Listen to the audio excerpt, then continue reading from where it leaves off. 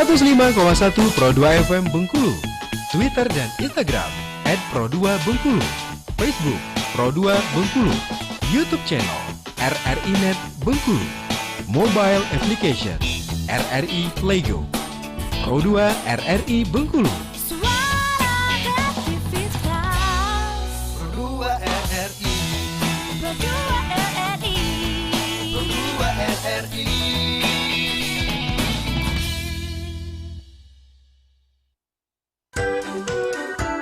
Hai, sudah saatnya nih kita belajar di RRI. Kelas tambahan. Sahabat kreatif, kita berjumpa lagi di Belajar di RRI, kelas tambahan untuk edisi hari ini, Senin 19 Oktober 2020. Acara ini selain dapat kamu dengarkan di 105,1 FM, juga bisa kamu dengarkan melalui aplikasi mobile RRI Playgo dan juga di audio streaming www.rri.co.id. Dan sahabat kreatif, untuk kamu yang ingin menyaksikan secara visual, kamu bisa langsung buka YouTube channel RRI di RRI Net Bengkulu atau langsung buka Facebook kita di Pro2 Bengkulu. Kamu juga bisa langsung tanya-tanya langsung nanti sama ibu guru kita ke nomor 0811 7322 330 atau juga bisa langsung telepon ke sini ke nomor 0736211845 kalau kamu mau diskusi langsung sama bu guru kita di hari ini. Sahabat kreatif, untuk hari ini kita belajar mata pelajaran IPA dan kita sudah bersama Ibu Eva Dwi Arti SPD dari SMP 3 Kota Bengkulu. Ibu, Assalamualaikum. Waalaikumsalam. Gimana Bu? Sehat Bu? Ya, alhamdulillah baik. Oke. Bu, sebelum kita mulai, Andre mau nanya nih Bu, panggilannya siapa nih Bu? Ibu Eva, Ibu Eva, Ibu Dwi, karena namanya unik nih Bu. Biasanya kan ada Eva aja Bu, ini ada D-nya di ujungnya. Iya, kalau kebiasaan murid-murid pakai Ibu Evat aja. Ibu Evat aja Bu. Oke. Ada artinya nggak sih Bu, Ibu Evat? Iya, artinya itu ya kalau dari orang tua sih ini anak yang kuat sama putri yang nomor 2 gitu. Oh, aduh keren. Iya. Ibu, hari ini kita belajar mata pelajaran IPA ya Bu? Iya. Materinya apa Bu? Materinya itu yaitu pada bab 5 zat aditif dan adiktif. Tapi untuk pertemuan pertama ini Ibu ajarkan yaitu mengenai zat aditif pada makanan. Zat aditif pada makanan ya Bu? Iya. Oke, nah sahabat kreatif, hari ini kita belajar tentang zat aditif dan aku mau ngingetin lagi kalau kamu mau ada pertanyaan atau bingung nih seputaran materi kita hari ini, kamu bisa langsung kirimkan pertanyaan kamu ke nomor 0811 7322 330 atau langsung nelpon ke nomor 0736211845. Ibu, Ya. siap menjelaskan Bu? Iya, insya Allah. Oke Bu, silakan dijelaskan materinya hari ini Bu. Baiklah, Assalamualaikum warahmatullahi wabarakatuh. Selamat pagi semua anak-anak, dimanapun kalian berada. Ya, perkenalkan, nama Ibu Eva Dwi Arti, Ibu berasal dari SMP Negeri 3 Kota Bengkulu. Baiklah anak-anak, pada pertemuan kali ini Ibu akan menjelaskan mengenai zat aditif pada makanan.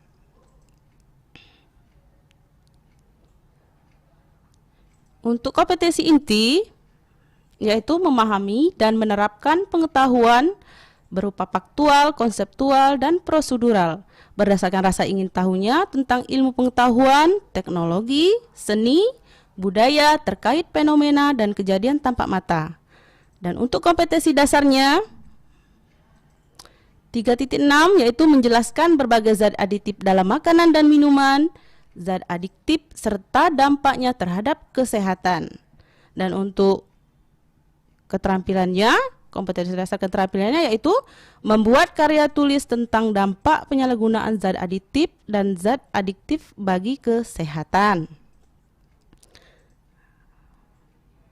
Dan indikator anak-anak semuanya yaitu kalian sebagai peserta didik dapat mengamati bahan makanan di lingkungan sekitar yang mengandung zat aditif serta tayangan berita penyalahgunaan zat adiktif. Dan 3.62-nya, peserta didik mengidentifikasi zat-zat aditif yang ditambahkan pada makanan dan jenis-jenis zat adiktif serta penyalahgunaan zat aditif dan zat adiktif bagi kesehatan.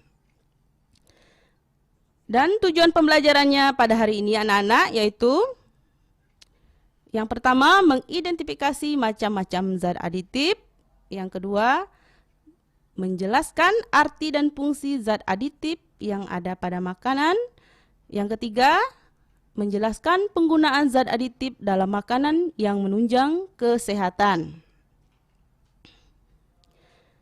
Baiklah anak-anak, sebelumnya kita pasti selalu setiap hari makan. Jadi asupan yang kita makan itu, kenapa kita harus makan? Ya, ada beberapa fungsi makanan yaitu biar kita memperoleh energi. Dari makanan yang kita makan, kita mengkonsumsi misalnya makanan karbohidrat, nasi, telur maupun yang lainnya, dan itu akan diubah menjadi energi potensial, kemudian menjadi energi kinetik di tubuh kita sehingga kita bisa beraktivitas sehari-hari dalam keadaan sehat, kita nggak lesu. Tetapi kalau kita berpuasa bagaimana anak-anak? Rasanya energi kita berkurang, jadi aktivitas-aktivitas kita juga kita sederhanakan. Jadi jangan terlalu aktivitasnya yang terlalu berat. Begitu ya anak-anak. Kemudian fungsi makanan itu apa anak-anak? Ya, untuk pertumbuhan sel baru. Bagaimana? Ya, apa yang kita makan kemudian akan diolah di dalam tubuh kita. Kemudian beberapa fungsi organ tubuh yang bekerja di sana, ada ginjal untuk menyaring darah itu ataupun jantung ya. Nah, kemudian akan diubah menjadi sel baru sehingga bisa diedarkan di seluruh tubuh kita. Kemudian fungsi makanan itu yaitu menggantikan sel-sel yang rusak. Ya, sel-sel kita yang rusak anak-anak itu akan digantikan oleh fungsi yang kita makan yaitu berupa gizi ya. Gizi itu kan ada karbohidrat, ada lemak, protein, kemudian ada vitamin, air dan mineral. Maka sel-sel yang rusak itu akan tergantikan oleh makanan yang kita konsumsi. Nah, makanya harus juga cermat anak-anak sekalian untuk mengkonsumsi makanan atau memilih-milih makanan yang baik untuk tubuh kita. Kemudian anak-anak, fungsi makanan yang keempat, penunjang dan pengatur proses di dalam tubuh kita. Jadi metabolisme di dalam tubuh kita diatur oleh fungsi makanan. Makanya kalau kita banyak beraktivitas, kita banyak mengeluarkan keringat. Jadi itu termasuk ke dalam fungsi makanan kita sehingga proses dalam tubuh kita teratur ya. Jadi ada keteraturan di dalam proses tubuh kita, dalam sistem metabolisme dan ekskresi kita. Gitu. Selanjutnya, makanan sehat itu bagaimana? Ya, yang pertama mengandung bahan yang dibutuhkan oleh tubuh.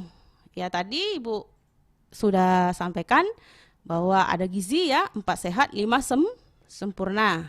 Jadi juga harus sesuai sih dengan kebutuhan tubuh kita, jangan juga berlebihan. Apa yang kita makan, misalnya karbohidrat, ya cukup untuk 1 piring, ya tergantung dengan ukuran tubuh maupun usia. Nah, begitu ya anak-anak. Kemudian makanan juga harus higienis. Higienis itu artinya ya sehat, bersih, kemudian belum basi ya anak-anak, yang seperti itu ya. Kemudian suhunya normal saat kita makan. Ya, maksudnya suhunya normal. Nah, jadi jangan terlalu panas ataupun yang terlalu dingin. Itu juga akan mempengaruhi keadaan metabolisme di dalam tubuh kita. Ya, seperti itu. Kemudian makan yang sehat itu tidak sulit dicerna. Jadi sebaiknya makanan yang mudah dicerna itu yaitu bisa sayuran, bisa ikan, itu yang mudah dicerna ya. Buah-buahan yang agak sulit dicerna itu misalnya daging ya. Ya, konsumsi daging jadi harus diatur. Jadi jangan setiap hari seperti itu. Kemudian zat aditif itu apa ya, Nak? Nah, ini di dapur misalnya Ibu sedang memasak. Apa aja yang dimasak Ibu misalnya? Nah, misalnya ibu kamu di dapur memasak tekwan. Ya, misalnya tekwan, jadi yang ditambahkan itu apa aja? Bisa gula, bisa Ajinomoto, ya, bisa juga misalnya kecap, dan bisa juga misalnya ya daun ini ya, seledri ya.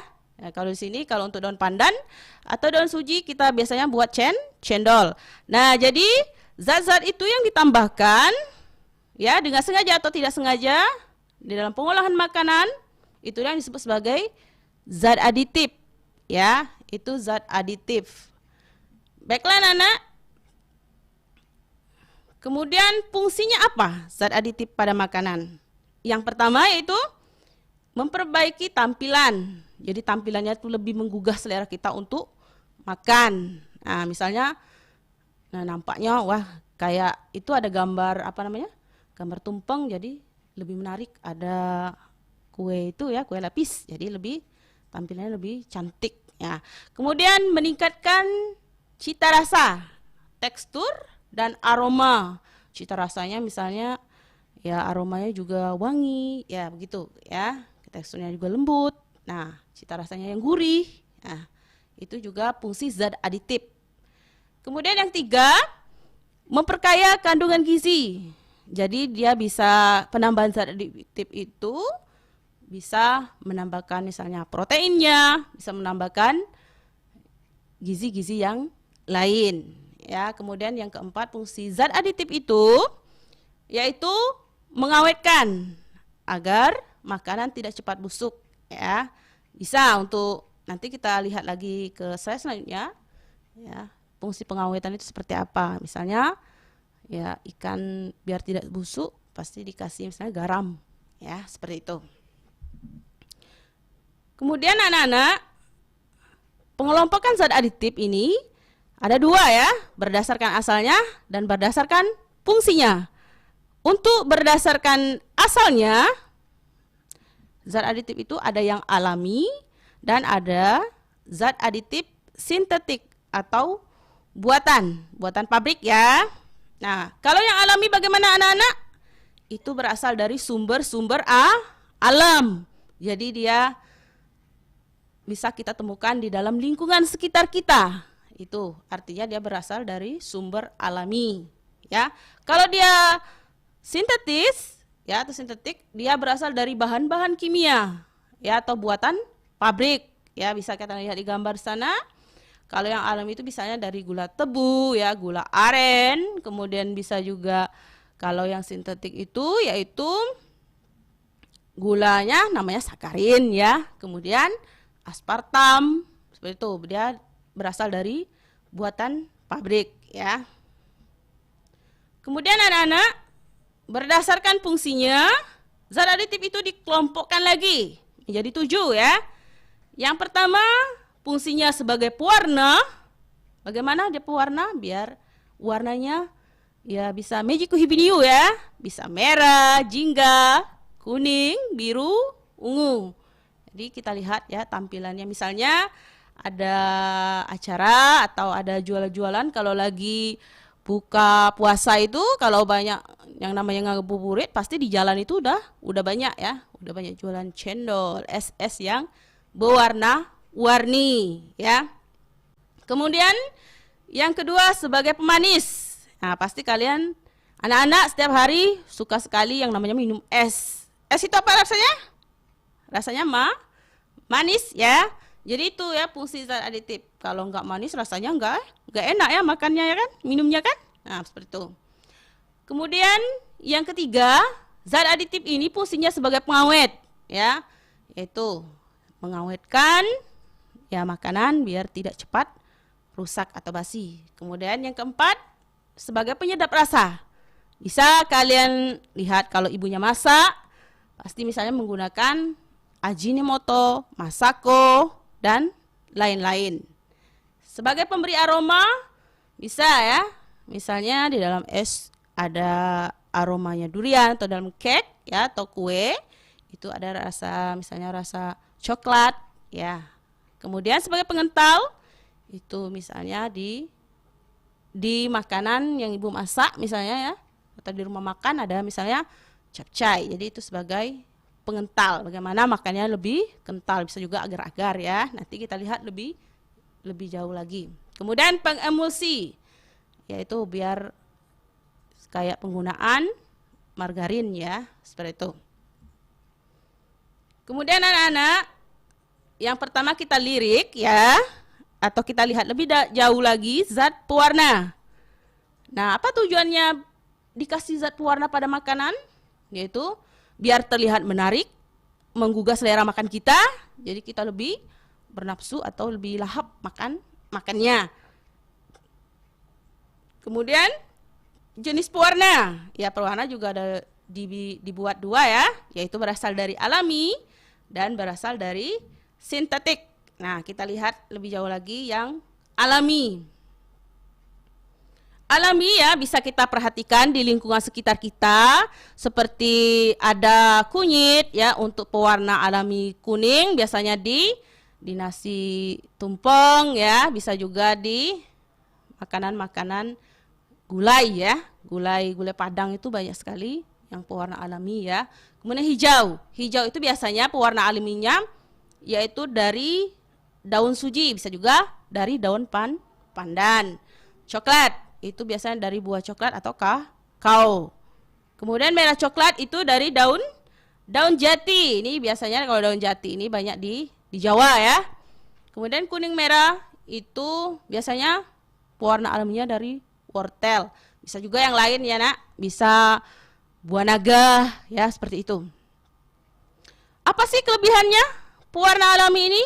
Nah, yang pertama, aman dikonsumsi, menghasilkan aroma yang enak dan khas selain warnanya. Jadi itu ya kelebihan. Jadi kelebihan yang utama itu ya pasti tubuh kita menjadi sehat ya, soalnya dia tidak ada efek samping seperti itu. Kekurangannya ya, pilihan warnanya terbatas dan warnanya tidak tajam seperti pewarna sintetis atau kurang praktis ya. Kalau orang mau cepat misalnya udah kasih aja pewarna yang sintetik seperti itu. Selanjutnya pewarna sintetis ya atau buatan. Contohnya ya, itu untuk warna kuning itu disebut sebagai bahan kimianya tartrazin ya namanya. Kemudian untuk merah amaran, kalau orange sunset yellow, dan biru brilliant blue FCF. Kelebihannya pilihan warnanya banyak, praktis. Kekurangannya tidak menghasilkan aroma, ada pewarna yang tidak cocok untuk makanan dan berisiko menimbulkan penyakit. Nah, apa sih yang kira-kira yang pewarna sintetis yang bisa menimbulkan penyakit? Ya, kita lihat ya. Nah, ini ya anak-anak, pewarna tekstil. Nah, gimana sih orang mau jualan tuh biar untung? Nah, jadi dia memakai pewarna tekstil. Nah, dia biar untungnya banyak ya. Kemudian modal yang keluarkan sedikit. Itu pewarna tekstil ya, masih dilarang, tetapi masih penjual-penjual nakal masih bebas ya. Kadang-kadang kalau nggak ada razia ya dari BPOM atau badan ini ya tentang makanan, maka dia akan ya masih beredar di pasaran. Apa itu rodamin? Yang kerupuk yang kayak merah itu ya, yang sering di lontong ya anak-anak. Nah, itu apa sih yang akibatnya terhadap tubuh kita? Yaitu menyebabkan iritasi pada saluran pernapasan, iritasi pada kulit, iritasi pada mata, iritasi saluran pencernaan, dan yang paling bahaya itu kanker hati. Ya, itu nanti bisa komplikasi ya anak-anak. Jadi kalau terus-menerus itu efek yang ditimbulkan pada ya kerupuk yang masih beredar, yaitu rodamin B ya. Ya, kalau bisa ya anak-anak hindari ya, kalau belum bisa secara langsung ya jangan banyak-banyak begitu ya. Tapi sebaiknya dihindari. Ya kan Kak Adrian? Iya. Betul. Soalnya lebih baik mencegah daripada mengobati ya. Kemudian ada metanyl yellow ya. pewarna tekstil yang masih juga sering digunakan yaitu, ya apa sih gangguannya? Ya gangguan pada tubuh kita yaitu iritasi pada saluran pernapasan, iritasi pada kulit, iritasi pada mata, dan bahaya kanker pada kandung dan saluran kemih ya. Itu udah bahaya sekali ya. Jadi kadang-kadang ya kita sebagai konsumen harus jeli-jeli dalam memilih apa yang mau kita makan ya, biar kita terhindar dari penyakit-penyakit itu ya. Itu sangat bahaya sekali ya anak-anak. Baik, untuk zat pemanis ya, selanjutnya di dalam zat aditif itu ada ya, fungsinya itu ada yang untuk memberikan rasa manis ya pada makanan dan minuman. Sehingga kalau kurang manis rasanya ya kurang nikmat ya kita menyantap suatu makanan tersebut. Ya, juga dibagi dua ya pemanis, ada yang alami dan ada yang buatan. Nah, ini pemanis alami ya, bisa dilihat di gambarnya anak-anak. Ya, ada gula tebu ya, ada gula aren, ya seperti itu ya. Itu berasal dari buah dan madu ya. Jadi dia alami, jadi aman untuk kita konsumsi, tetapi juga tidak boleh berlebihan. Yang namanya di tubuh kita, yang namanya berlebihan itu tidak baik untuk kesehatan ya. Kemudian berbahaya bagi penderita diabetes. Nah, ini ya. Nomor 1 ya di Indonesia, diabetes juga menjadi pembunuh ya. Jadi sangat bahaya sekali. Jadi yang menderita diabetes biasanya beralih ke gula tropicana slim ya, gula jagung ya. Kalau ini kan dia bisa menimbulkan kalori, jadi bisa membuat kerja ginjal kita menjadi terganggu kalau kita menderita diabetes mellitus ya anak-anak. Kemudian selanjutnya pemanis buatan ya. Pemanis buatan ini ya sulit, tidak dapat dicerna ya, atau dia bukan sebagai sumber energi. Kemudian pilihan ya untuk penderita diabetes ya, contohnya bisa kalian lihat ya di misalnya di makanan ringan ya, itu banyak sekali ya sakarin, natrium siklamat, magnesium siklamat, kalsium siklamat, dan aspartam. Itu puluhan kali ya lebih manis. Nah, misalnya di teh gelas ya, ale-ale. Nah, itu yang aspartamnya tinggi ya, sakarinnya tinggi. Itu yang bisa kalau kita konsumsi terus-menerus bisa menyebabkan gangguan ginjal sebagai penyaring darah ya. Itu jadi kita harus juga cermat di dalam memilih dan memilah apa yang mau kita konsumsi ya anak-anak, apalagi kalian ya. Anak-anak itu kan senangnya jajan. Nah, itu harus kalian perhatikan ya. Kemudian pemakaian yang berlebihan merangsang tumor kandung kemih ya, dan bersifat karsinogenik atau penyebabkan kanker. Jadi makanya ada yayasan kanker ya anak-anak. Ya, ada yayasan jantung. Artinya mulai dari kini kita harus selalu menyayangi jantung kita ya, menyayangi badan kita ya, ginjal kita, biar selalu sehat ya. Sehat itu mahal ya anak-anak, makanya lebih baik mencegah daripada mengobati ya. Itu.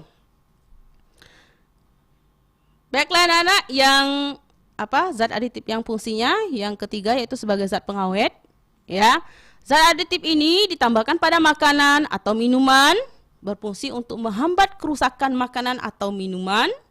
Jenisnya ya, ada yang alami dan ada yang buatan. Misalnya roti ya, roti itu kira-kira ada yang udah berjamur ya. Jadi bagaimana biar rotinya ya tahan ya beberapa minggu ya, seperti itu. Nah, pengawet ini juga dibagi menjadi dua ya, ada yang alami, bisa kalian lihat di dapur ibunya ya.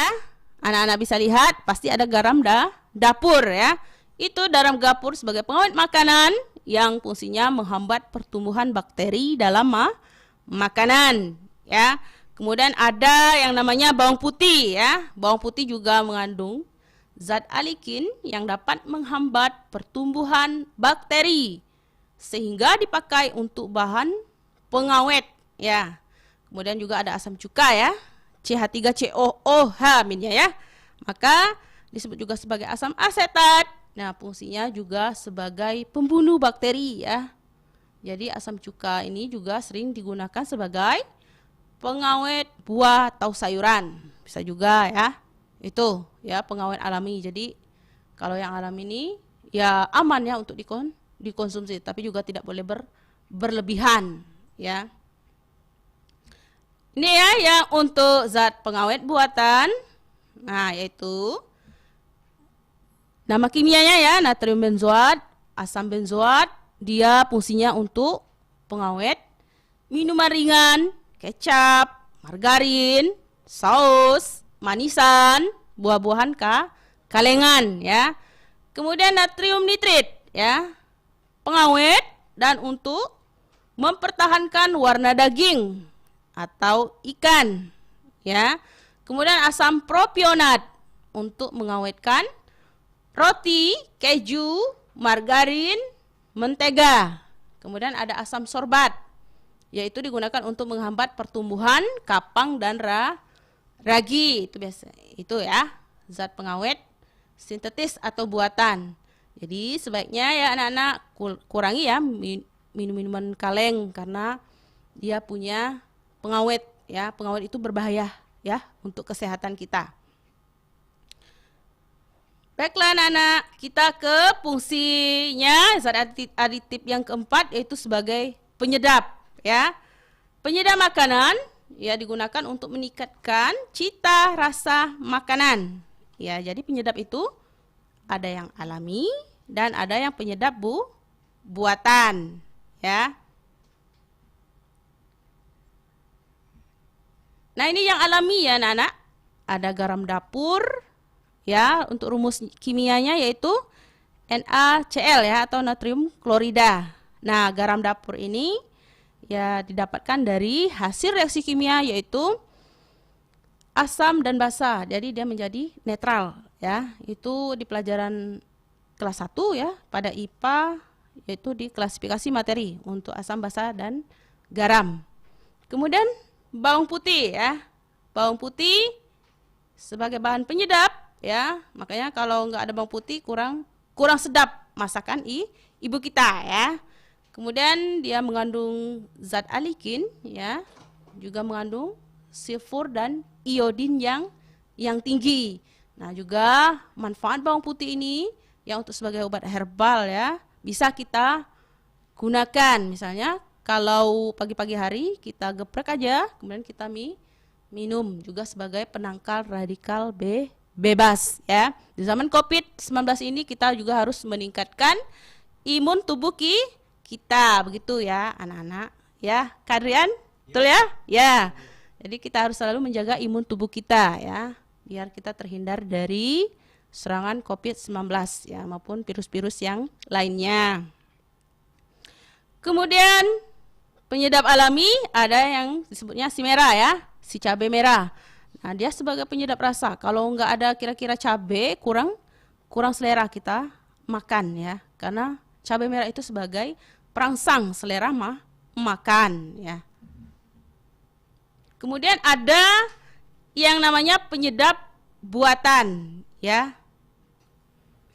Ibu, Ya, sebelum kita ya. masuk ke penyedap buatan ya Bu, kita Ya. istirahat dulu bentar boleh ya Bu? Boleh, Oke, boleh ya. sahabat kreatif, untuk kamu semua, kamu boleh ambil cemilan lagi kalau cemilan kamu udah habis. Yang mau ke kamar mandi, boleh ke kamar mandi dulu karena kita break bentar.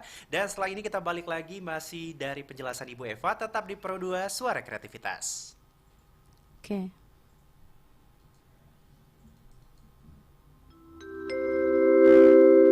Jangan kemana-mana ya, kita istirahat sejenak. Pro 2 Kreatif. Suara kreativitas. Hashtag Indonesia, tatanan kehidupan baru.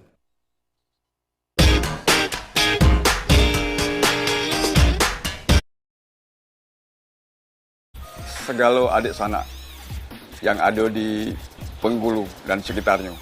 Marilah kita sama-sama menjaga diri dari COVID-19. Caranya, cocok cuci tangan pakai sabun. Kalau nak keluar rumah, jangan lupa pakai masker ya. Demi itu tetap jaga jarak di kerumunan orang ramai. Ya, mudah-mudahan kita selalu senantiasa terhindar dari bahaya COVID-19. Assalamualaikum warahmatullahi wabarakatuh. Assalamualaikum warahmatullahi wabarakatuh. Adik sanak segalonyo, saya Joni Marsius, Kepala Bank Indonesia Bengkulu, nak ngajak adik sanak segalo, melah kita sama-sama jago diri dari COVID-19. Caranya, cocok cuci tangan pakai sabun, keluar rumah jangan lupa pakai masker, dan tu jago jarak. Mudah-mudahan kita sehat terhindar dari COVID-19. Wassalamualaikum warahmatullahi wabarakatuh. Assalamualaikum warahmatullahi wabarakatuh. Uku Ridwan Nurazi, Rektor Universitas Bengkulu, Lok Majo, Pasua, Kute-kute, Bibi, Mama, ngen kuat-kuat, maro baite samo-samo, menjago diraite kundui COVID-19 yo. Caone itu sering puk tangan makai sabun.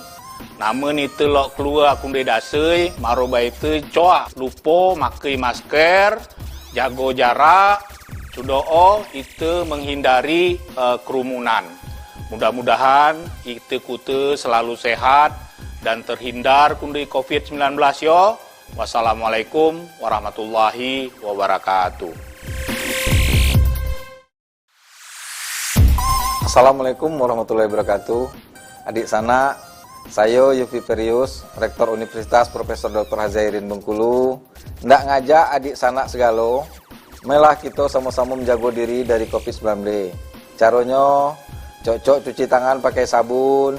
Kalau pai-pai jangan lupa pakai masker. Dem tu jago jarak kalau di tempat ramai yo. Mudah-mudahan kita selalu sehat dan terhindar dari COVID-19. Wassalamualaikum warahmatullahi wabarakatuh.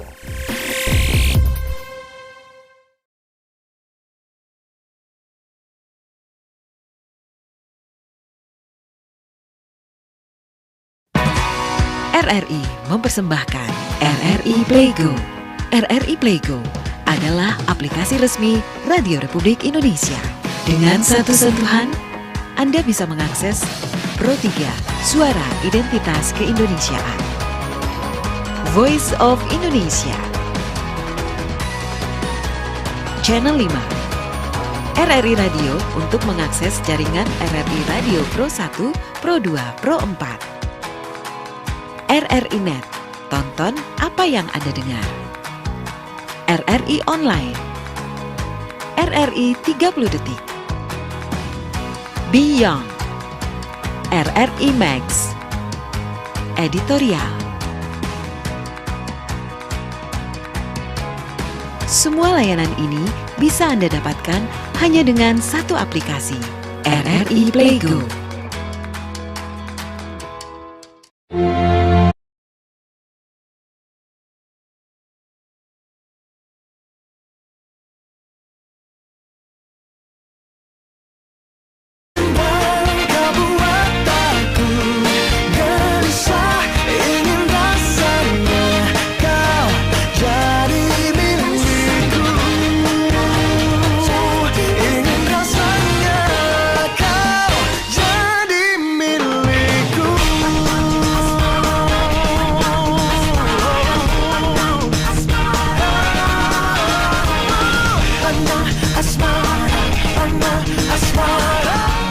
Sahabat kreatif, kita balik lagi di belajar di RRI kelas tambahan dan kita masih bersama Ibu Eva Dwiarti, SPD dari SMP Negeri 3 Kota Bengkulu. Dan sahabat kreatif, kamu masih boleh gabungan di program acara kita di siang hari ini. Caranya kamu bisa langsung kirimkan pertanyaan kamu kalau kamu punya pertanyaan seputar materi kita hari ini ke nomor 08117322 330, atau kamu mau telepon ke sini dan langsung ngobrol diskusi sama Ibu Evat juga boleh ke nomor 0736218445. Ibu, Tadi kita udah belajar tentang pewarna alami, pewarna tekstil, pemanis alami, pemanis buatan, zat pengawet alami, dan zat pengawet buatan ya Bu ya. Iya, Dan kayaknya informasi ini nggak hanya untuk anak sekolah sih sebenarnya Bu, karena Iya, Andrea betul. juga waktu ngikutin Ibu, oh iya ya sering makanan itu dikonsumsi, kayak contohnya Iya, kerupuk merah tadi Bu. Iya, iya, Nah, sampai betul. saat ini mungkin banyak juga orang yang nggak tahu kalau sebenarnya kerupuk itu berbahaya ya Bu ya. Iya, iya. Nah, semoga informasi ini juga sahabat kreatif bisa langsung diaplikasikan di kehidupan sehari-hari ya Bu, Iya. agar kesehatan kita juga betul tetap itu. terjaga. Iya. Oke Bu, sekarang materinya apa lagi Bu? Iya, masih melanjut yang ke penyedap buatan ke Adrian Oke. ya. Sahabat kreatif, kita lanjut lagi. Masih Bu Evat menjelaskan tentang penyedap buatan ya Bu? Iya, iya. Oh, silakan Ibu. Ya, baiklah, anak-anak kembali lagi ke Ibu ya. Di sini Ibu menjelaskan yang selanjutnya yaitu penyedap buatan ya. Penyedap buatan ya sering kita kenal sebagai petsin ya. Bisa itu sudah banyak di warung ya. Itu kelompoknya MSG. Jadi merek dagangnya itu misalnya Ajinomoto, Miwon, Sasa, Maggi, Masako dan lain-lain ya. Nah, di balik kelezatan dari MSG ini ya, ternyata bisa menimbulkan penyakit. Ya, penyakitnya namanya Chinese Restaurant Syndrome ya atau CRS. Apa sih? Bagaimana penyakit itu? Ya, penyakit itu bisa membuat pusing kepala ya, wajah berkeringat, sesak dada bagian bawah, kesemutan pada punggung, leher, rahang bawah serta leher bagian bawah yang kemudian terasa panas. Nah, itu ya anak-anak, ada juga sih efek samping dari penyedap buatan kalau terlalu banyak yang kita konsumsi. Nah, selanjutnya ya anak-anak ke pemberi aroma ya. Pemberi aroma itu artinya memberikan suatu aroma ya di dalam makanan atau minuman. Jadi pemberi aroma itu ada yang alami dan yang buatan ya. Misalnya kue pie ya aromanya aroma buah murbe ya. Itu banyak ya. Kita lihat pemberi aroma alami yaitu daun jeruk ya. Daun jeruk itu juga khas ya untuk membangkitkan gairah makan ya, kemudian menghilangkan bau amis pada ikan ya. Kemudian ada vanili ya. Anak-anak bisa kita lihat di dalam roti itu, di dalam kolak pasti ada yang namanya aroma vanile ya. Dalam susu juga ya anak-anak. Jadi dia lebih wangi dan menghilangkan juga ya kalau susu rasa enek ya, seperti itu. Kemudian serai ya.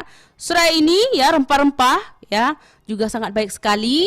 Jadi penambahannya biasanya di ya minuman hangat ya, kemudian makan makanan yang bersantan. Jadi dia lebih menggugah selera, aromanya lebih keluar ya. Jadi kita lebih selera dalam makan ya, seperti itu. Kemudian ada juga aroma alami daun pandan ya. Daun pandan ini juga bisa kita tambahkan dalam menanak nasi ya, agar nasinya baunya lebih harum dan tidak cepat basi. Juga misalnya di kue, di bubur atau di es cendol ya, banyak sekali ya. Itu adalah yang alami. Dan anak-anak ada yang buatan atau essence ya. Ya di sini misalnya untuk rasa buah nanas, etil butirat ya. Kemudian rasa buah apel, amil valerat. Rasa buah jeruk, oktil asetat. Dan rasa buah pisang, amil asetat. Dan rasa buah murbe, butil asetat. Serta rasa buah rum, isobutil propionat. Dan buah lobi-lobi itu benzaldehid ya untuk rumus kimianya ya. Anak-anak itu banyak sekali ya di pasar ya. Jadi untuk menambahkan ya misalnya di dalam buatan cendol ya atau buat yang lain ya, bisa juga menggunakan ya pemberi aroma buatan ya. Kemudian anak-anak, zat aditif itu berdasarkan fungsinya yaitu sebagai pengental ya. Seperti kalian lihat ya di kuah capcay ya. Jadi itu juga misalnya di agar-agar ya, gelatin, pati dan gum ya. Itu merupakan bahan pengental yang mengentalkan makanan. Kemudian yang ketujuh fungsinya yaitu sebagai pengemulsi ya. Di sini ya mempertahankan penyebaran dispersi lemak dalam air. Nah, ini biasanya itu pada lecitin ya, di dalam kuning telur maupun kedelai. Jadi juga digunakan sebagai pembuat mayones dan mentega. Jadi seperti itu ya, pengemulsi ya anak-anak, fungsi zat aditif.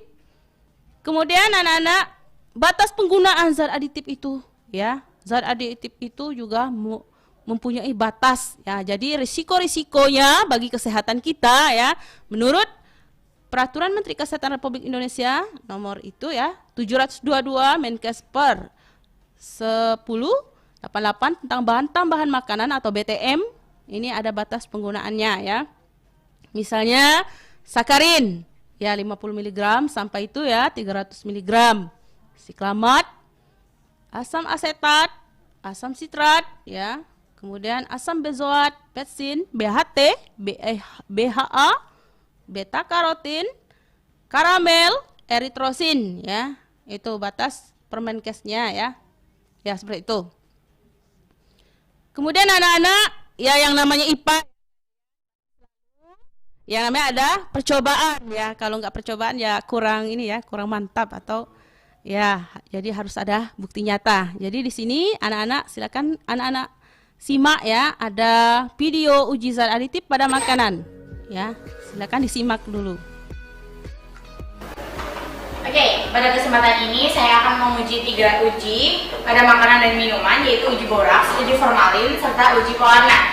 Nah, kita menggunakan 2 macam sampel makanan yang akan diuji boraks, formalin, serta pewarnanya, dan 1 sampel minuman yang diuji pewarnanya.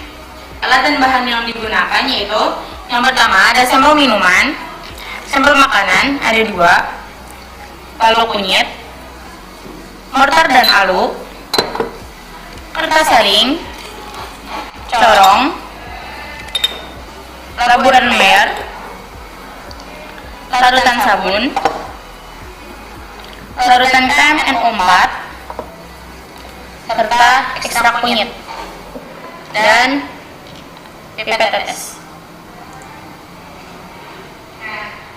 Sebelum uji boraks, kita akan menggunakan ekstrak kunyit. Nah, kunyit itu harus ditumbuk menggunakan mortar dan alu terlebih dahulu. Setelah ditumbuk, kunyit akan disaring di laburan mer menggunakan kertas saring.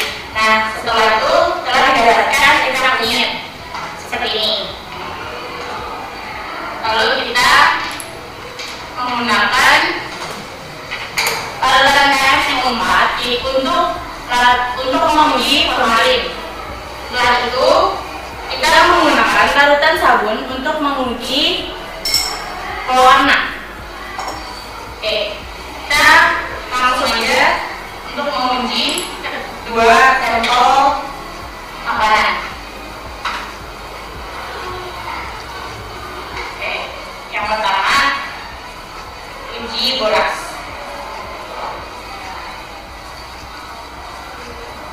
Kita teteskan pada sampel makanan sampai berubah warna.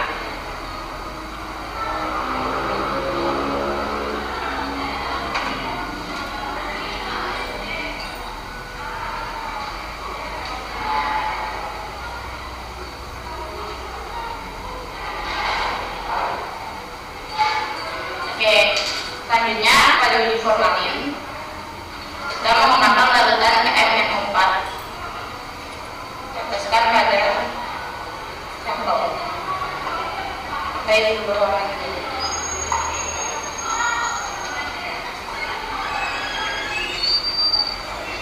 Yang ketiga kita menguji warna pada sampel menggunakan larutan sabun.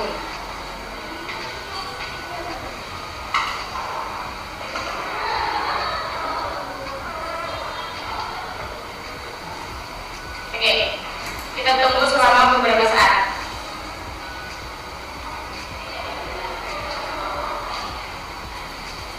Pada tahap minuman, kita akan menguji apakah minuman tersebut mengandung pewarna atau tidak, yaitu menggunakan larutan sabun. Kita teteskan.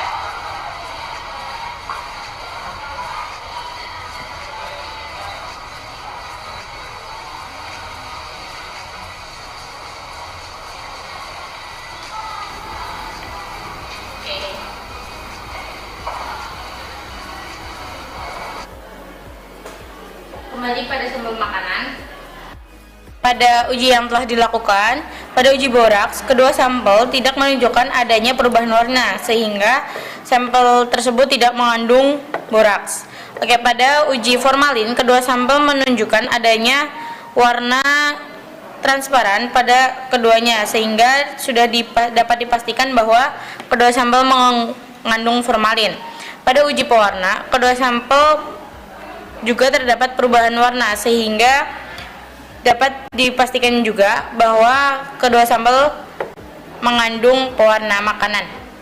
Oke, pada sampel minuman akan kita bandingkan pada sampel aslinya, yaitu minuman yang sudah kita tetesi larutan sabun itu berbeda warna, menunjukkan perubahan warna, sehingga dapat dipastikan bahwa sampel minuman mengandung pewarna. Dapat kita simpulkan bahwa pada sampel makanan, kedua sampel makanan tidak mengandung boraks, tetapi pada kedua sampel makanan mengandung formalin serta mengandung pewarna. Lalu pada sampel minuman mengandung pewarna karena menunjukkan perubahan warna.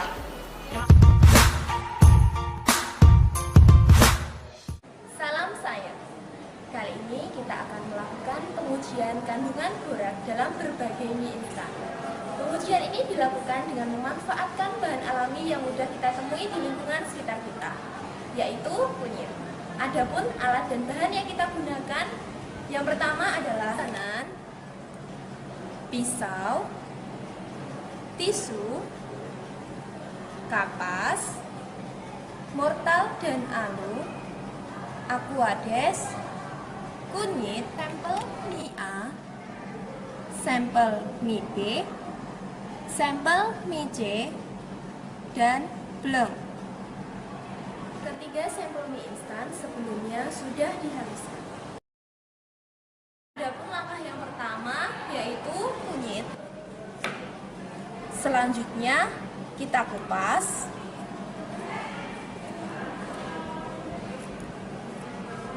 Kemudian kita potong kecil-kecil.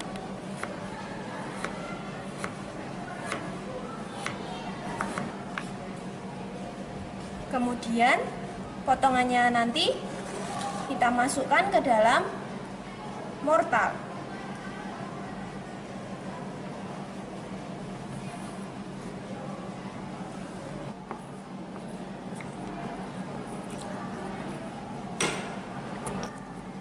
Kita tambahkan sedikit aquades.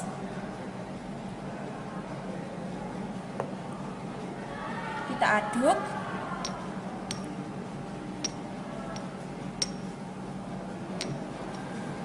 Selanjutnya kita tambahkan aquades pada sampel mie A, kemudian sampel mie B, kemudian sampel mie C, dan bleng. Adapun bleng di sini kita gunakan sebagai indikator positif bahwa bahan makanan mengandung boraks. Kita ambil tisu, kemudian kita susun.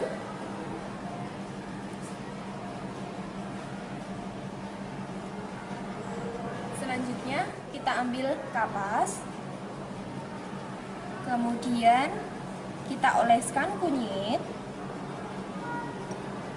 pada tisu.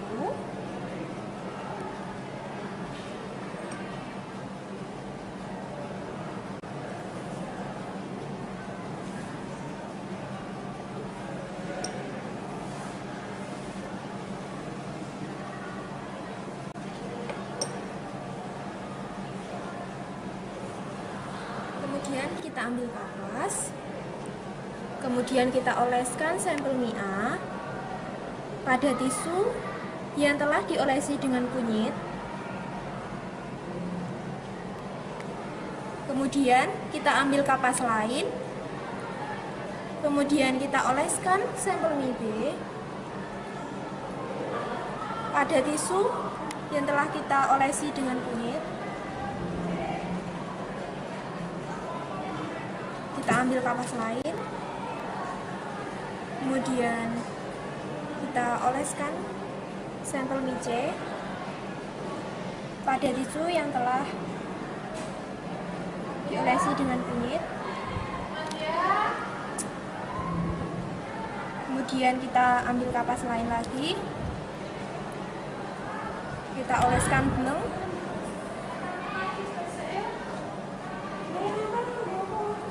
pada tisu yang telah diolesi dengan kunyit. Adapun hasil pengujiannya pada sampel A, sampel B, sampel C, dan bleng. Nah, di sini terlihat ketiga sampel mie tidak menunjukkan warna yang sama dengan bleng sebagai indikator positif. Jadi, dapat kita ketahui bahwa ketiga sampel mie tidak mengandung berat. Demikian pengujian kandungan berat dalam mie instan dengan memanfaatkan bahan alami yang mudah kita peroleh di lingkungan sekitar kita. Bagaimana? Mudah bukan? Semoga bermanfaat.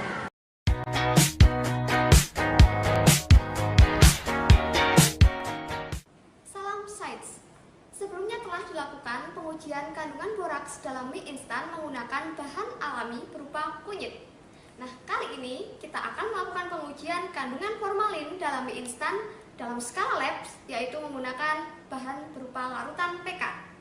Berikut alat dan bahan yang diperlukan, meliputi spatula, sampel mie A, sampel mie B, sampel mie C, larutan PK, larutan formalin,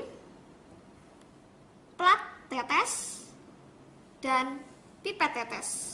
Pada percobaan kali ini, ada dua perlakuan terhadap sampel mie yang akan diuji.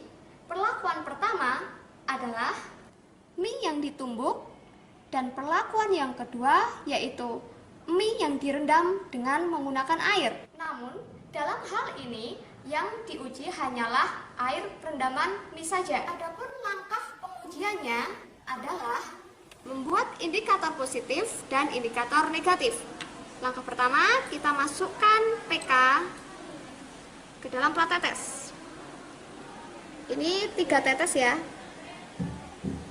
Kemudian kita masukkan larutan formalin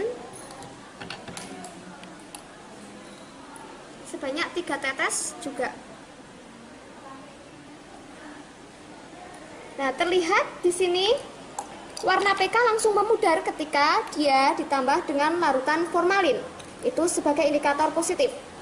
Kemudian untuk indikator negatif, kita hanya memasukkan larutan PK pada plat tetes sebanyak 3 tetes. Nah, di sini terlihat perbedaannya.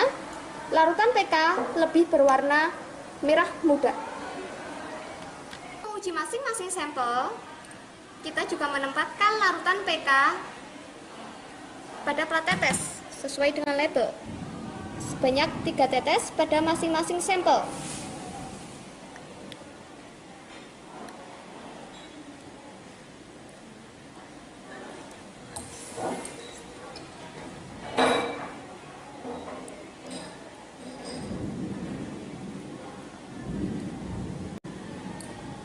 Nah, ini untuk nanti bagian mie yang hanya ditumbuk. Kemudian ini untuk bagian rebusan mie. Sampel kita tambahkan. Ini bagian mie yang ditumbuk. Ini untuk sampel mie A. Kemudian lanjut sampel mie B. Dan yang terakhir sampel mie C.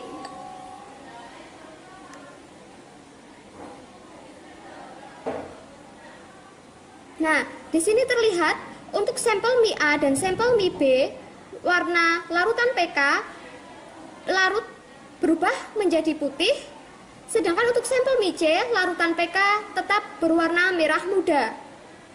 Langsung saja kita lanjut untuk menguji air rendaman mie instan. Kita juga menambahkan pada tiap sampel sebanyak 3 tetes. Ini untuk sampel mie A, kemudian sampel mie B, dan yang terakhir sampel mie C. Nah, pada air rendaman juga terlihat bahwa sampel mie A dan sampel mie B dapat memudarkan warna larutan PK. Sedangkan untuk sampel mie C, warna larutan PK masih berwarna merah jambu. Dari percobaan yang telah dilakukan, dapat disimpulkan bahwa sampel mie A dan sampel mie B mengandung formalin yang ditunjukkan dengan memudarnya warna larutan PK. Sedangkan sampel mie C tidak mengandung formalin yang ditunjukkan dengan tidak memudarnya warna larutan PK. Demikian pengujian formalin dalam mie instan dalam skala lab menggunakan larutan PK.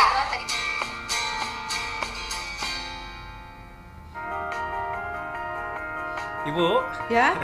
Sekarang kita udah memasuki jam 11, Bu. Berarti kita sudah berada di penghujung kebersamaan kita sayangnya, Bu. Nggak terasa ya, Bu, udah 1 jam. Dan mungkin, Bu, sebelum kita berpisah di hari ini, Bu, Andrea mau minta kesimpulan untuk pelajaran kita di hari ini, Bu. Agar teman-teman sahabat kreatif yang baru bergabung juga bisa langsung dapat informasi dan ilmu di hari ini, Bu. Silakan, Ibu. Ya, baiklah ya. Jadi anak-anak kita harus selalu memperhatikan kesehatan kita, dan mulai saat ini kita harus mengkonsumsi makanan yang alami ya, dari bahan-bahan alami. Kita harus mengurangi makanan yang bermerek. Nah, itu ya yang pesan untuk kita semua. Ya, nanti mungkin hanya itu aja ya, Kak Adrian. Oke, Bu. Jadi makan makanan yang alami dan sehat tentunya ya, Bu. Yang mana tentunya untuk kebaikan diri kita sendiri dan juga kesehatan kita. Ibu, terima kasih, Bu, sudah hadir di Pro 2 di hari ini. Dan semoga kita punya kesempatan lagi, Bu, di kemudian hari untuk Ibu mampir lagi dan menjelaskan materi lainnya. Iya, baik. Sobat kreatif. Seru soalnya. Ya, betul. Nanti pasti mampir lagi ya, Bu? Iya, insya Allah. Kita tunggu kedatangannya lagi, Bu. Sahabat kreatif, itulah belajar di RRI kelas tambahan untuk edisi hari ini bersama Ibu Eva Duyarti SPD dari SMP Negeri 3 Kota Bengkulu. Dan sahabat kreatif, kita selesaikan untuk kebersamaan kita di belajar di RRI kelas tambahan hari ini. Kita jumpa lagi besok hari untuk belajar di RRI kelas tambahan episode berikutnya. Dan kamu jangan kemana-mana dulu, karena setelah ini masih banyak acara menarik, masih di Pro 2 Suara Kreativitas.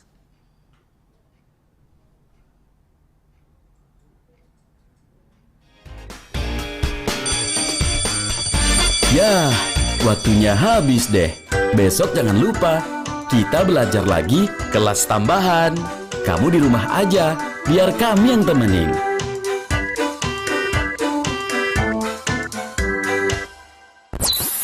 Pro 2 Kreatif. Suara